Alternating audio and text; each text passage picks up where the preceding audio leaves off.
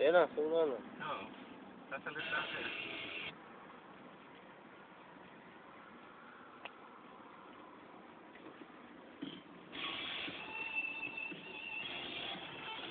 Gano'ng katagal?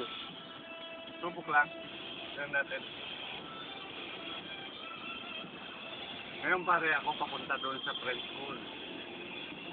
Isang customer namin na meron silang game for something or anumang activities sa school. So kami, nila Utol ang pinapadala doon.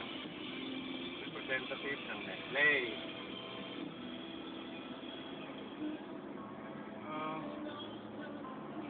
Minsan, magandang buhay pagka hindi nakakaalala ng mga problema or nawawala kung samantala yung problema, lalo na yung problema ko sa'yo. Minsan, kaya pakiramdam ko, magka-travel ako, iniisip ko na lang na pinas ako. May sarili akong pick-up, may sarili akong bahay, kikita ako ng maayos, wala akong problema. Ganun, minsan, iniisip ko na ganun, kaya napapasaya ko ng konti sa sarili ko. Habang nagtatrabaho. Pag natapos ang trabaho, uwi sa bahay, nakakita yung buong paligid ng kwarto ko na kung saan nandoon nakatambak yung lahat ng iba't ibang forma at itsura mo sa loob ng aking kwarto.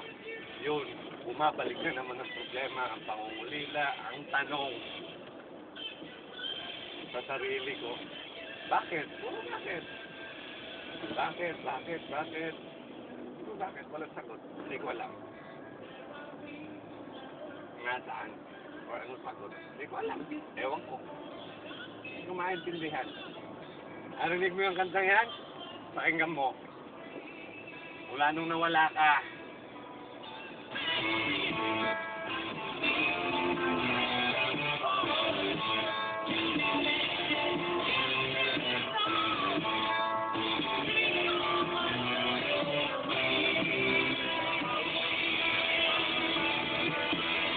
No one like you.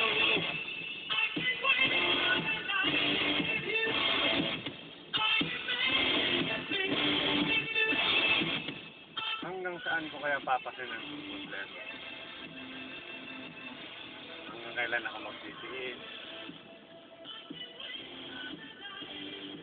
Kung minsan titignan mo ako nakangiti. Pero pansinin mo mata ko, mukha ko. Kahit na nakangiti ako, malungkot pa rin.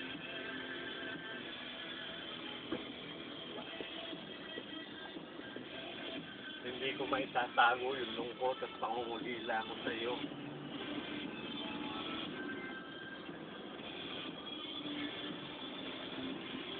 Hindi ko alam. Hindi ko alam. Puros bakit. Ano. Hindi ko alam. Ewan ko.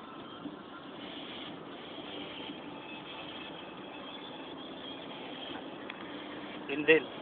Ha? Yun din ang stop. Oo. Hindi. Ha?